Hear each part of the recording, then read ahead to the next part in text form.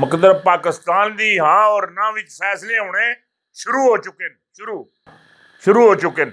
अमन जी, जब भी कोई घर में मेहमान आया करता था, अम्मा जी थोड़े ये दाने मकई दे मैनू पा के देंदे हुंदे सन। अम्मा जी थोड़े ये दाने मकई दे कट के मैनू देंदे हुंदे सन।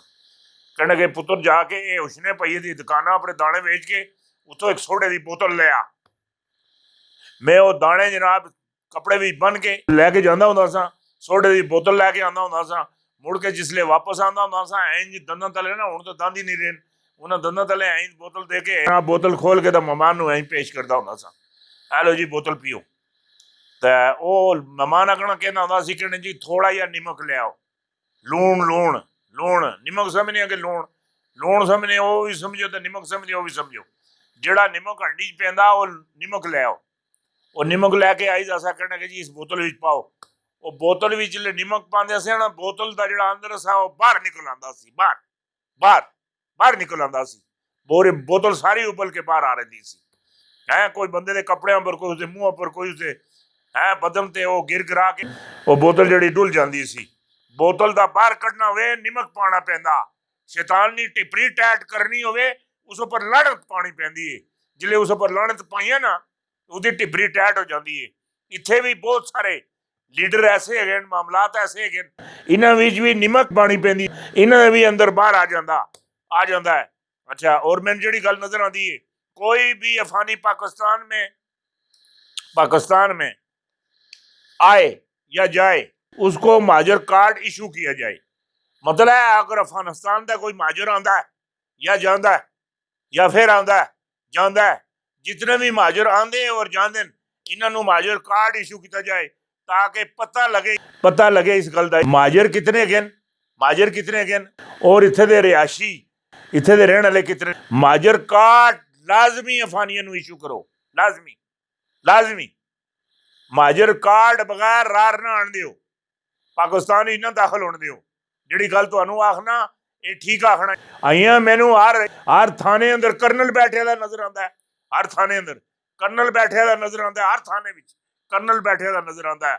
और हर जगह ते मोबाइल अदालतां मैनू नजर आंदियां ने, मोबाइल अदालतां फिरदियां टुरदियां अदालतां, वकील मोबाइल अदालतां, मोबाइल जज मोबाइल, हर चीज मैनू ये दिखाई देंदी पई। हुण जिहड़ी गल मैं तुसानूं दसना, ख्वाजा मुईउद्दीन अजमेरी, अजमेर शरीफ ने मुईउद्दीन अजमेरी ये गए रोज़ा रसूल ते, है रोज़ा रसूल ते गए, ये इन्हें हाजरी दी रोज़ा रसूल ते। मुईउद्दीन अजमेरी सुन नाल इन्होंने सुन सुलेमान फारसी, इन्हां नाल मुईउद्दीन अजमेरी नाल सुलेमान फारसी सुन नाल सुलेमान फारसी सुन इन्हां दी हाजरी करवाई रोज़ा रसूल ते। जिले रोज़ा रसूल ते जाके पहुंचे हैं मुईउद्दीन अजमेरी सलाम पेश कर देन, अस्सलामु अलैकुम या जद्दी, है या जद्दी अगना वालेकुम अस्सलाम सुल्तानुल हिंद, मतलब हिंद के सुल्तान। फिर नबी अलैहिस्सलाम ने इस मुईउद्दीन अजमेरी के साथ बहुत वसी बातें की और इनको सरकार गौस पाक के पास छोड़ दिया। जब सरकार गौस पाक के पास छोड़ दिया, ये आए आकर सरकार गौस पाक के पास रहे, 1 दिन 2 दिन 3 दिन उनके पास रहे। 3 दिन के बाद सरकार गौस पाक ने इनका टी नंबर लगा के इनको कहा है आप इंडिया में चले जाएं, इंडिया में हिंदुस्तान चले जाएं, हिंदुस्तान। ये बिल्कुल नौजवान से थे, बच्चे थे मुईउद्दीन अजमेरी, बिल्कुल बच्चे अभी मूछें नहीं आई हुई थी, दाढ़ी नहीं आई हुई थी, हैं ये इनको इंडिया भेज दिया गया, हिंदुस्तान भेज दिया गया।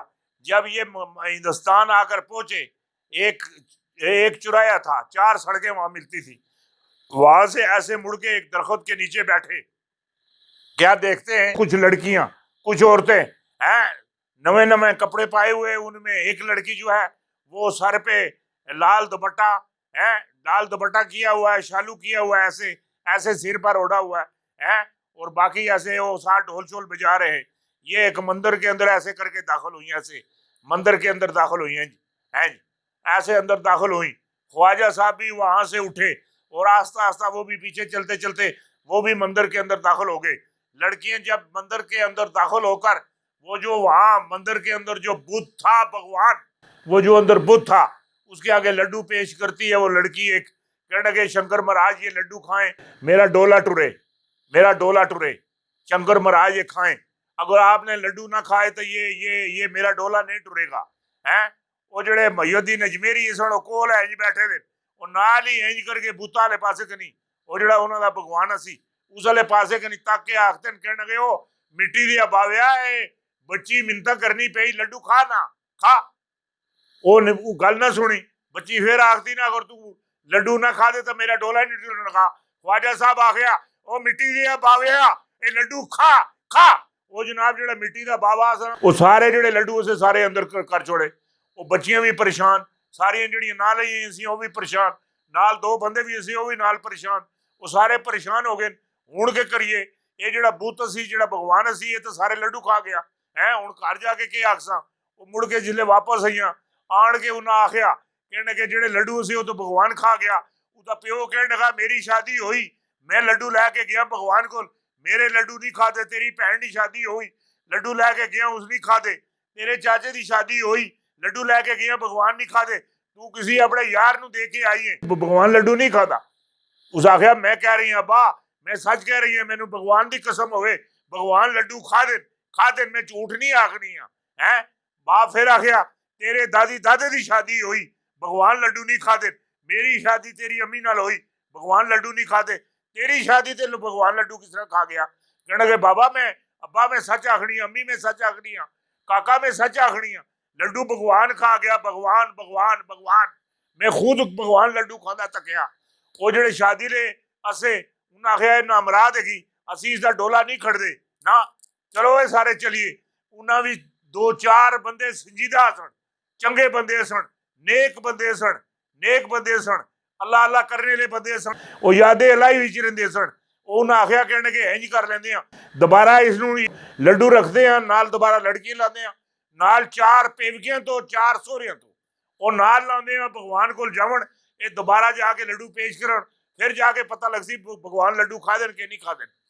वो जनाब लड्डू भी तो चार बंदे सोहरियां तो चार पेवकियां तो वो किन के बच्ची उस गार अंदर जी वो जो मंदिर सी उस मंदिर अंदर गई और जाके भगवान दी मिन्नतां कीतियां। राह जांदे ये भी सोच रही भगवान करे भगवान भगवान करे बाबा भी उत्थे होवे, वो वाला बाबा उत्थे ही होवे।